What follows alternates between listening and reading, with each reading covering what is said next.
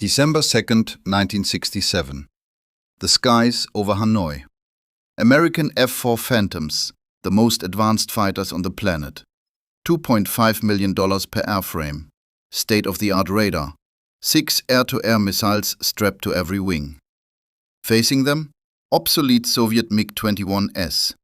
1/8 the cost. Primitive radar, 2 missiles. Pilots with a sliver of the training hours their enemies carried. On paper, this isn't a contest, it's an execution. But the Americans are the ones dying. Vietnamese pilots are ripping Phantoms out of the sky with tactics the Pentagon cannot decode. Strike from below, vanish into cloud cover. Gone before the enemy's instruments register the threat. And threading through the center of all of it, one man, Nguyen Van Kock, son of a rice farmer, 23 years old. Before 1967 ends, he will destroy 9 American aircraft. That number makes him the most successful fighter ace of the entire Vietnam War. A pilot strapped into a cheaper, slower, weaker machine, dismantling the most powerful air force in human history. What tactics did the Vietnamese uncover that American strategists couldn't answer? How did the brutality of these dogfights reshape aerial combat for every war that followed? Nguyen Van Kock came into the world in 1944 in Nam Dinh province, 90 kilometers southeast of Hanoi. His father worked rice paddies, his mother kept chickens. Nobody in the family had ever stood within 100 meters of an airplane. Then in 1963, North Vietnam opened recruitment for its air force. He was 19. He walked in and signed up. Not out of ideology, not patriotism. He wanted to fly. 500 young men applied. 30 were selected. He was one of them. By 1964, he'd been shipped to the Soviet Union, a classified training facility near Chkalovsky. This was the forge where North Vietnamese pilots learned the MiG-21. The training was merciless. The MiG-21 was fast, nimble, and absolutely unforgiving. Top speed, 2,100 kilometers per hour. Combat radius, 480 kilometers. Once a dogfight started, you had 15 minutes of fuel. After that, you either turned for base or you were dead. Soviet instructors drilled one doctrine into them. You will never survive a prolonged engagement against American aircraft. They carry superior radar, superior missiles, more fuel. So you hit first, then you vanish. By late 1965, Nguyen Van Kock returned to North Vietnam. His total logged flight time, 120 hours. The average American pilot touching down in Vietnam carried more than 500. That gap didn't concern him. He had a method. And he was about to test it against the largest aerial war machine ever assembled. The F-4 Phantom II was an absolute beast. McDonnell Douglas designed it in the late 1950s with a singular purpose: intercept and annihilate Soviet bombers before they reached American soil. It broke twice the speed of sound. It punched through 18,000 meters of altitude in under 2 minutes. Each airframe cost $2.5 million, roughly $23 million in today's money. Its AN/APQ-72 radar system tracked targets at distances up to 45 kilometers. 6 AIM-7 Sparrow missiles hung from its hardpoints, engineered to acquire enemy aircraft beyond visual range and obliterate them before the opposing pilot even registered the threat. A $23 million killing machine that was, by every calculation, physically impossible to beat. Except for one catastrophic flaw: no gun. The engineers were certain. Dogfighting was dead. The future belonged to long-range engagements. Missiles would handle everything. Close-quarters aerial combat? A relic. They were catastrophically wrong. When the F-4 Phantom deployed to Vietnam in 1965, American commanders radiated confidence. North Vietnam's entire air force amounted to maybe 40 planes, mostly aging MiG-17s, with a small handful of newer MiG-21s. The US had hundreds of Phantoms, the finest trained pilots on Earth. Total air superiority was expected within months. But Vietnam's war didn't unfold at 45 kilometers. It erupted inside cloud banks, at treetop altitude, in close-range ambushes where radar went blind and missile guidance systems couldn't acquire a lock. In that kind of combat, the F-4 Phantom wasn't untouchable. It was exposed. The Americans had a name for the Vietnamese approach: hit and run.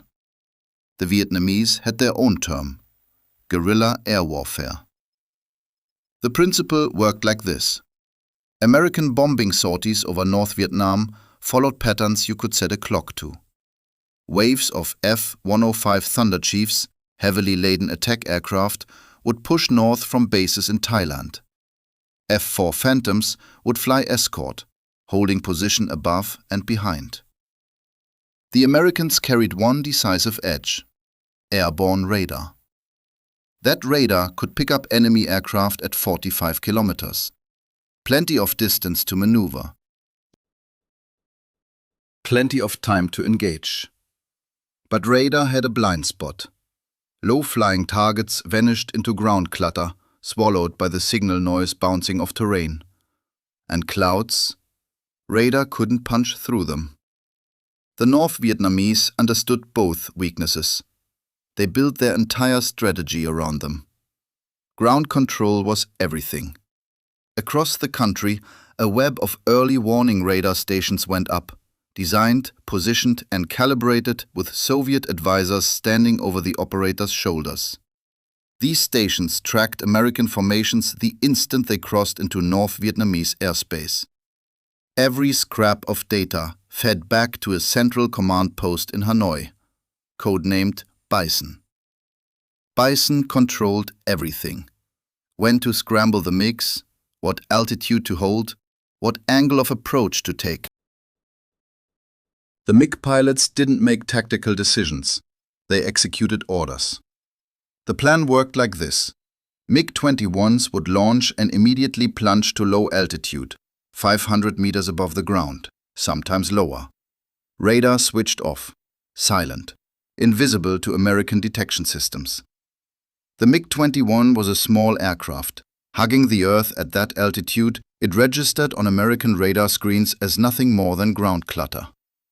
Bison would steer the MiGs into position using ground-based radar. The fighters would tuck behind cloud banks, behind ridge lines, waiting. The Americans would pass overhead. Radar screens clean, confidence high. Then the command from Bison, quote 0. The MiGs would haul back on their sticks and go vertical, afterburners shrieking. They'd punch through the cloud layer directly beneath the American formation, right inside that radar blind spot.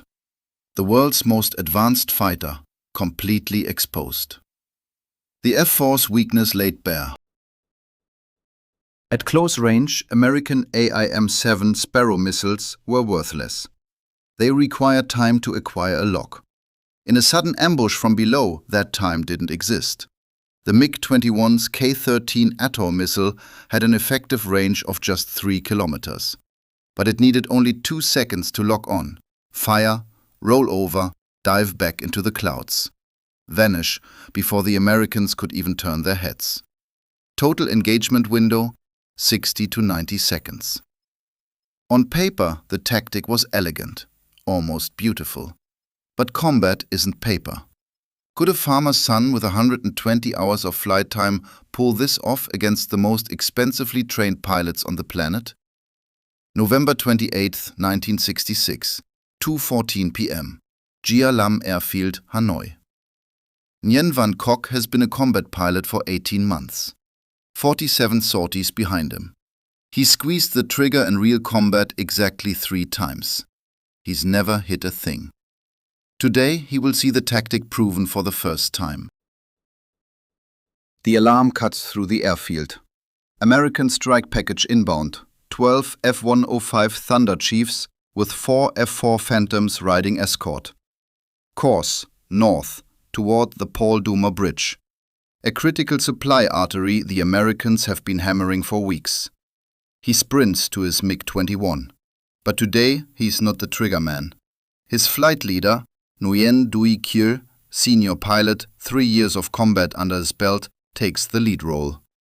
Nguyen Van Kok is the wingman. His mission is simple: hold Kieu's wing, scan for threats, watch, learn. Pre-flight checks burn through fast. Fuel full. Missiles, 2 K-13 Atolls seated on the rails. Cannon, 60 rounds. Radio, operational. He buckles his harness tight. Engine start. The Tumansky R-11 turbojet catches and screams to life. Bison crackles through his headset. 4 aircraft take off immediately. Heading 180, altitude 500 meters, radar off. He doesn't hesitate. He never does.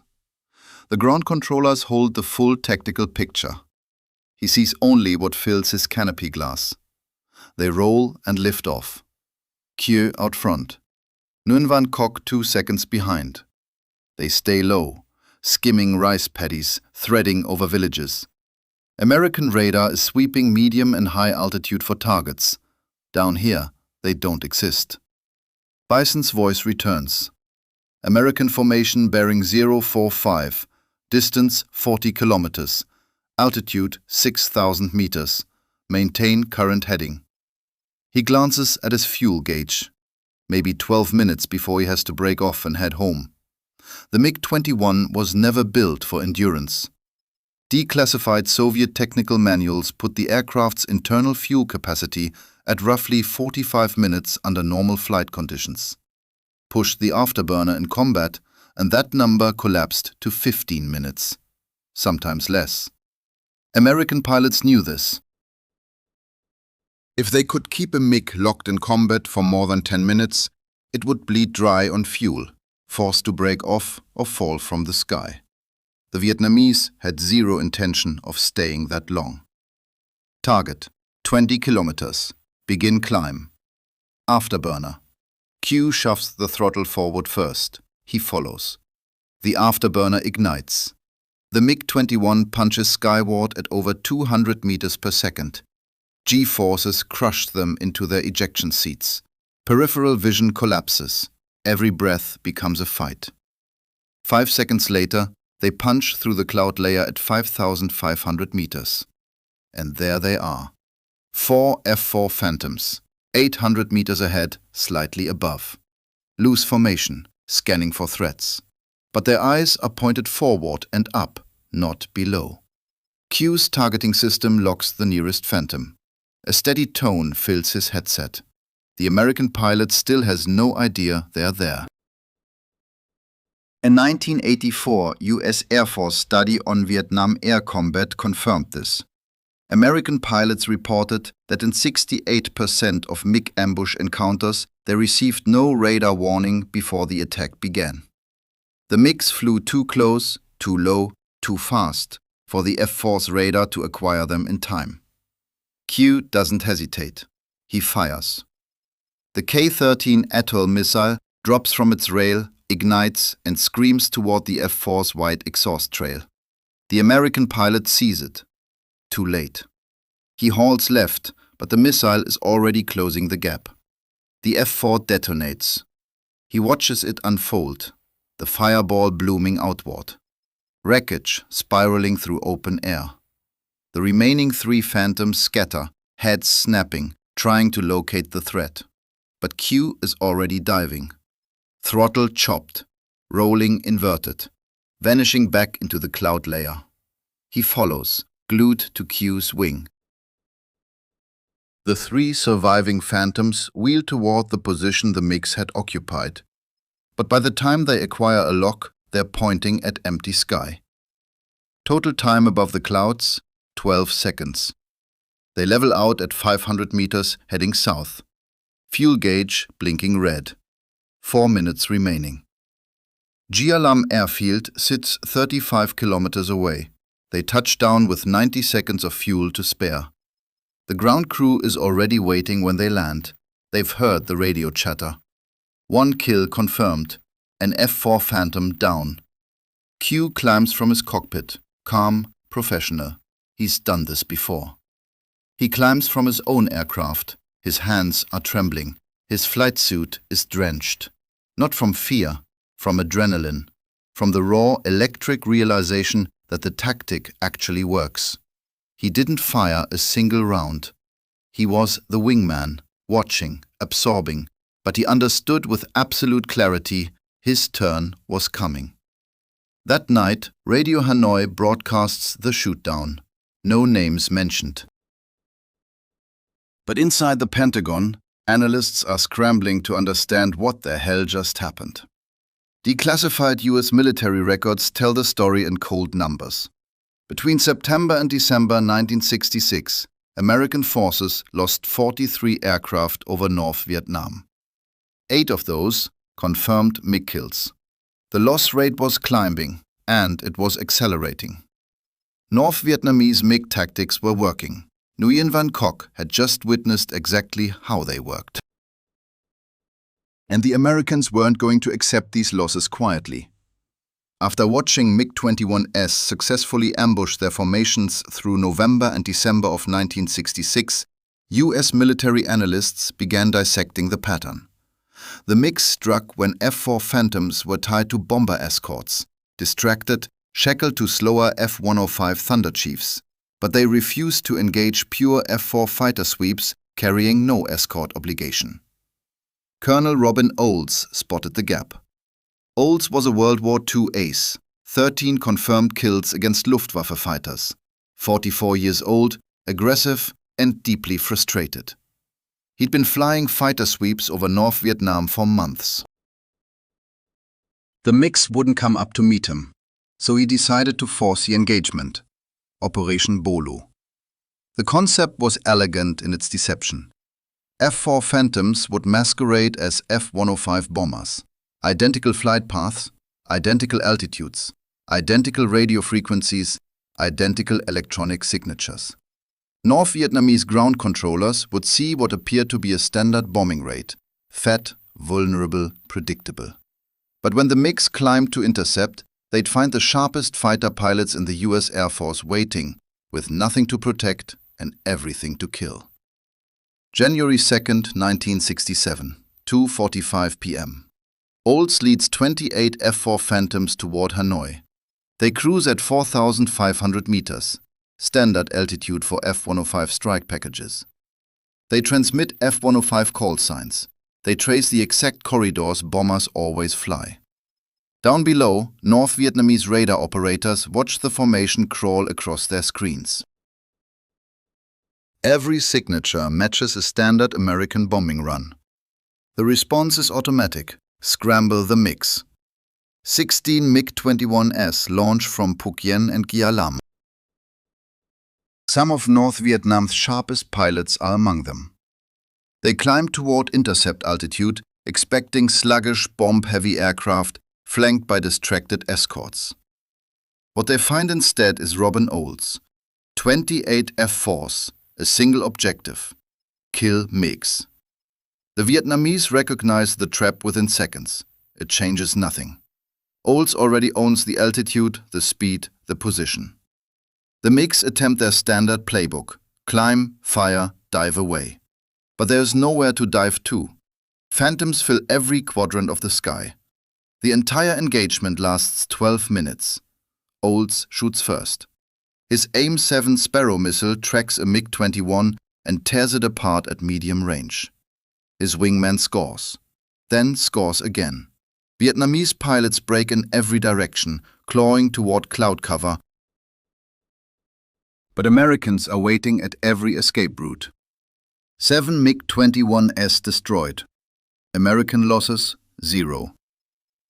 Declassified US Air Force after-action reports confirm that Operation Bolo eliminated nearly half of North Vietnam's operational MiG-21 fleet in one engagement. It stands as the most successful air-to-air operation of the entire Vietnam War. A devastating strike against the North Vietnamese Air Force, but not a killing blow, because Nguyen Van Cock was not in the air.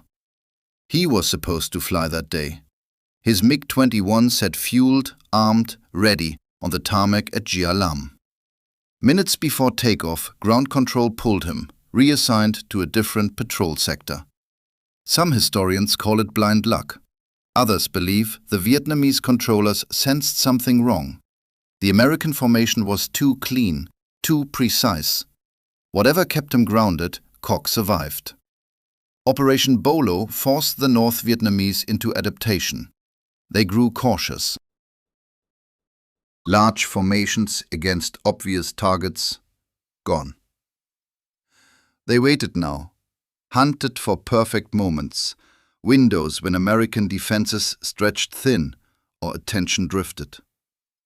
The core tactic remained identical, but its application became surgical, patient. The 921st Fighter Regiment stood down for 3 months, retraining, recovering. The Pentagon declared Operation Bolo a decisive victory, the MiG threat neutralized.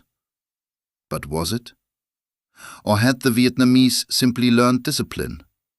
And what would happen when they climbed back into the sky? April 30th, 1967 delivered the answer. April 30th, 1967, 2:14 p.m. Gia Lam Airfield, Hanoi. 3 months since Operation Bolo gutted their ranks, the 921st Fighter Regiment is operational again. The alarm cuts through the airfield. American strike package inbound. Nguyen Van Cock sprints to his MiG-21. This time, he's not the wingman. He flies number 2 in a 4-aircraft formation. His own target, his own kill. They launch. Low altitude, clouds draped beneath them like a floor. Ground control threads them into position. Target, 20 kilometers. Begin climb. Afterburner. He pulls the stick back, punches through the cloud layer at 5,500 meters. 4 F-4 Phantoms ahead. He locks the second aircraft. Fires. The F-4 detonates. He rolls and dives back into the clouds.